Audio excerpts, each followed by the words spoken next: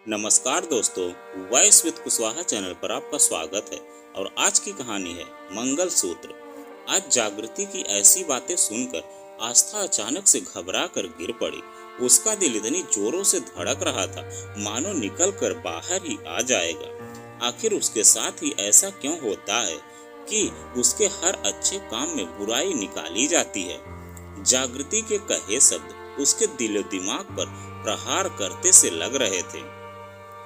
दीदी मंगलसूत्र और हार के एक सेट के साथ विवाह के स्वागत समारोह का खर्च भी उठा रही हैं। तो क्या हुआ, प्रिया उनकी भी तो बहन है। फिर जीजा जी के पास 2 नंबर का पैसा है, उसे जैसे भी चाहे वह खर्च करें। हमारी 2 बेटियां हैं, हमें उनके बारे में भी तो सोचना है। सब जमा पूंजी बहन के विवाह में ही खर्च कर दीजिएगा या उनके लिए भी कुछ बचा कर रखिएगा। भाई के साथ हो रही जागृति भाभी की बात सुनकर आस्था अवाक रह गई थी तथा बिना कुछ कहे अपने कमरे में चली आई। जागृति भाभी तो दूसरे घर से आई हैं, लेकिन विजय तो अपना सगा भाई है, उसको तो प्रतिवाद करना चाहिए था। वह तो अपने जीजा जी के बारे में जानता है। यह ठीक है कि उसके पति नरेंद्र एक ऐसे विभाग में इंजीनियर है जिसमें नियुक्ति पाना खोया हुआ खजाने पाने जैसा है, लेकिन सबको एक ही रंग में रंग लेना क्या उचित है? क्या आज वास्तव में सच्चे और ईमानदार लोग रह ही नहीं गए हैं? बाहर वाले इस तरह के आरोप लगाए तो बात समझ में भी आती है, क्योंकि उन्हें तो खुद को अच्छा साबित करने के लिए दूसरों पर कीचड़ उछालनी ही पड़ती है। पर जब अपने ही अपनों को न समझ पाए तो बात बर्दाश्त से बाहर हो जाती है। एक मछली सारे तालाब को गंदा कर देती है, आज उसे वह कहावत सत्य प्रतीत हो रही थी। वरना नरेंद्र का नाम उन्हें जानने वाले लोग आज भी श्रद्धा से लेते हैं। स्थानांतरण के साथ ही कभी कभी उनकी शोहरत उनके वहां पहुंचने से पहले ही पहुंच जाया करती है। ऐसा नहीं कि अपनी ईमानदारी के वजह से नरेंद्र को कोई तकलीफ नहीं उठानी पड़ी। बार बार स्थानांतरण, अपने ही सहयोगियों द्वारा असहयोग, सब कुछ तो उन्होंने झेला है। कभी कभी तो उनके सीनियर भी उनसे कह देते थे, भाई तुम्हारे साथ तो काम करना भी कठिन है, स्वयं को कुछ तो हालात के साथ बदलना सीखो। पर नरेंद्र न जाने किस मिट्टी के बने थे कि उन्होंने बड़ी से बड़ी परेशानियां सही, पर हालात से समझौता नहीं किया और न ही सच्चाई व ईमानदारी के रास्ते से विचलित हुए। मर्मांतक पीड़ा सहने के बाद अगर कोई समय की धारा के साथ चलने को मजबूर हो जाए तो उनमें उसका नहीं बल्कि परिस्थितियों का दोष होता है। परिस्थितियों को चेतावनी देकर समय की धारा के विपरीत चलने वाले पुरुष बिरले ही होते हैं। नरेंद्र को उसने हालातों से जूझते देखा था। यही कारण था कि नरेंद्र जैसे निष्ठावान व्यक्ति के लिए जागृति के वचन आस्था को असहनीय पीड़ा पहुंचा गए थे तथा उससे भी ज्यादा दुख भाई की मौन सहमति पाकर हुआ था। एक समय था जब नरेंद्र की ईमानदारी पर वह खुद भी चिढ़ जाती थी, खासकर तब जब घर में सरकारी गाड़ी खाली खड़ी हो और उसे रिक्शे से या पैदल बाजार जाना पड़ता था। उसके विरोध करने पर या अपनी दूसरों से तुलना करने पर नरेंद्र का एक ही कहना होता, आस्था यह मत भूलो कि अपनी शांति मन की होती है। पैसा तो हाथ का मैल है, जितना भी हो उतना ही कम है, फिर व्यर्थ की भागा दौड़ी क्यों? वैसे भी सरकार से वेतन के रूप में हमें तो इतना मिल ही जाता कि रोजमर्रा की जरूरत की पूर्ति करने के बाद भी थोड़ा बचा सकें, और इसी बचत से हम किसी जरूरतमंद की सहायता कर सके तो मन को दुख नहीं प्रसन्नता ही होनी चाहिए। इंसान को 2 वक्त की रोटी के अलावा और क्या चाहिए?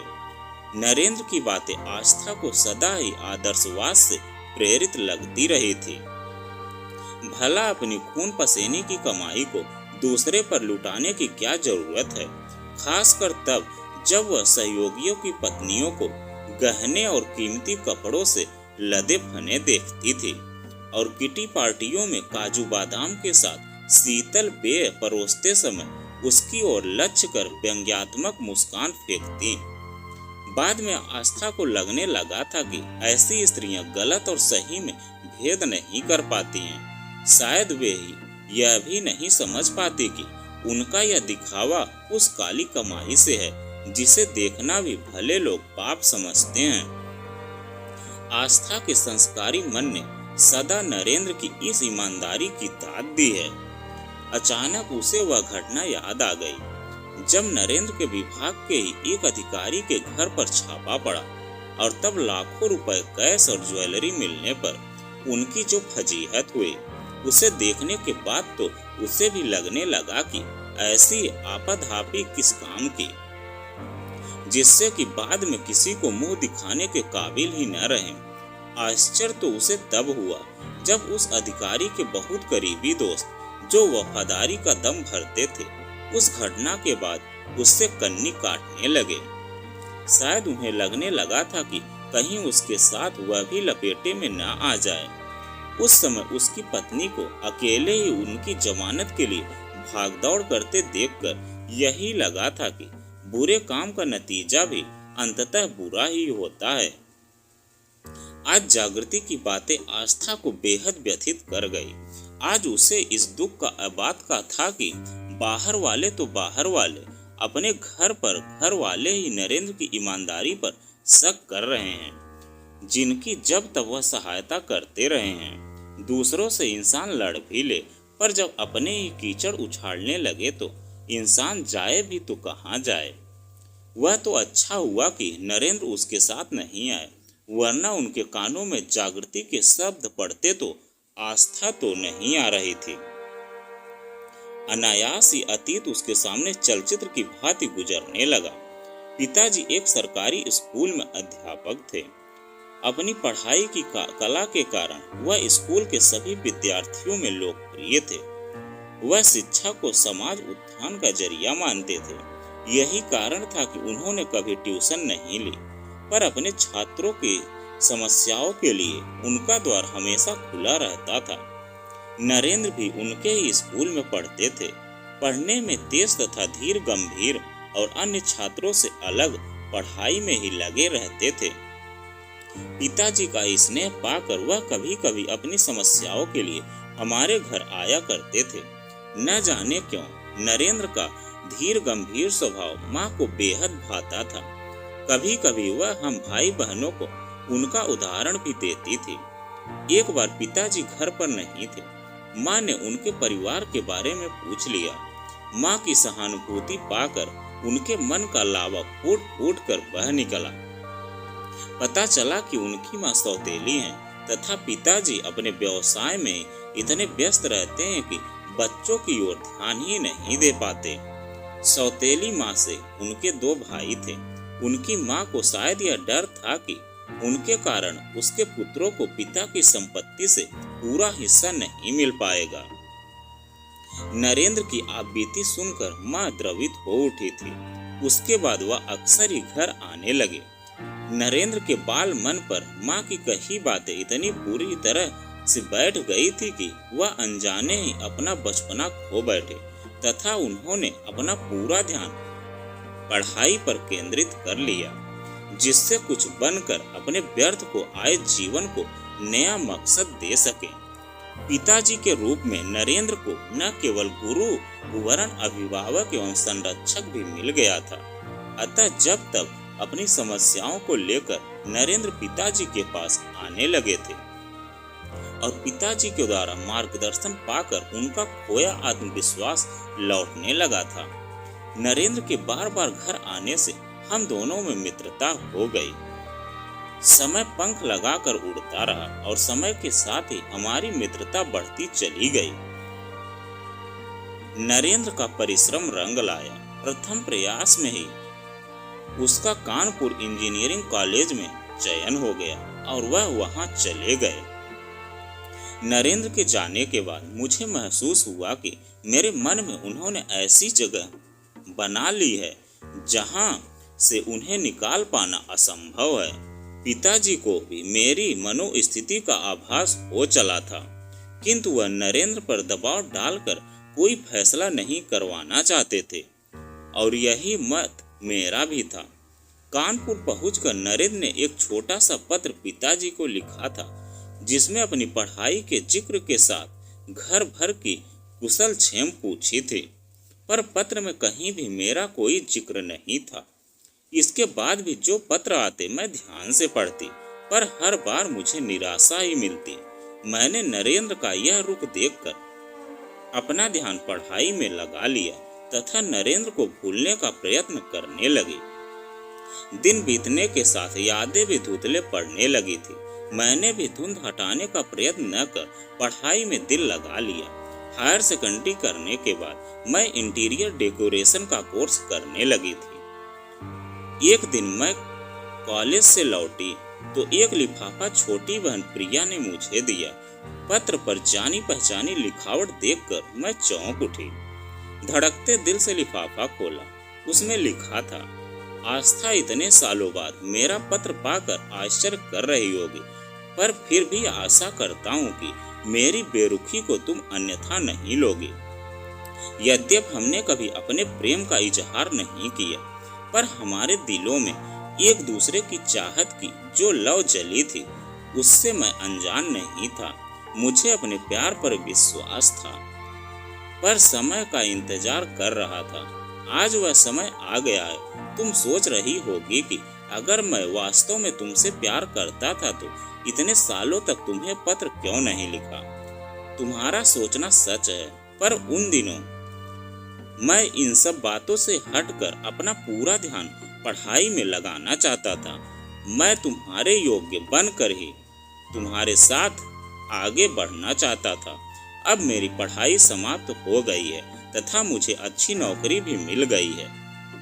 आज ही ज्वाइन करने जा रहा हूँ। अगर तुम कहो तो अगले सप्ताह आकर गुरुजी से तुम्हारा हाथ मांग लूं, लेकिन विवाह मैं 1 साल बाद ही करूँगा, क्योंकि तुम तो जानती ही हो कि मेरे पास कुछ भी नहीं है तथा पिताजी से कुछ भी मांगना या लेना मेरे सिद्धांतों के खिलाफ है। मैं चाहता हूँ कि जब तुम घर में कदम रखो तो घर में कुछ तो हो। घर गृहस्थी का थोड़ा बहुत जरूरी सामान जुटाने के बाद ही तुम्हें लेकर आना चाहूँगा। अतः मुझे आशा है कि मेरी भावनाओं का सम्मान करते हुए जहाँ इतना इंतजार किया है वहीं कुछ दिन और करोगी, पर यह कदम मैं तुम्हारी स्वीकृति के बाद ही उठाऊंगा। एक पत्र इसी बारे में गुरुजी को लिख रहा हूँ। अगर इस रिश्ते के लिए तुम तैयार हो तो दूसरा पत्र गुरुजी को दे देना। वे चाहेंगे तो मैं आ जाऊंगा। पत्र पढ़ने के साथ ही मेरे मन के तार जागृत हो उठे थे। इंतजार की एक एक घड़ी काटनी कठिन हो रही थी। पिताजी को पत्र दिया तो वह भी खुशी से उछल पड़े। घर में सभी खुश थे। इतने योग्य दामाद की तो शायद किसी ने कल्पना भी नहीं की थी। आखिर वह दिन भी आ गया जब सीधे साधे समारोह में मात्र 2 जोड़ी कपड़े में मैं विदा हो गई। माँ को मुझे सिर्फ 2 जोड़ी कपड़ों में विदा करना अच्छा नहीं लगा था, लेकिन नरेंद्र की जिद के आगे सब विवश थे। हाँ, पिताजी जरूर अपने दामाद के मनोभाव को जानकर उन्हें गर्व था। विवाह के कुछ साल बाद ही पिताजी का निधन हो गया। विजय उस समय मेडिकल के प्रथम वर्ष में था। प्रिया छोटी थी। माँ पर तो जैसे दुखों का पहाड़ ही टूट पड़ा था। पेंशन में देरी के साथ पीएफ का पैसा भी नहीं मिल पाया था। घर खर्च के साथ ही विजय की पढ़ाई का खर्च चलाना माँ के लिए कठिन काम था। तब नरेंद्र ने ही माँ की सहायता की थी।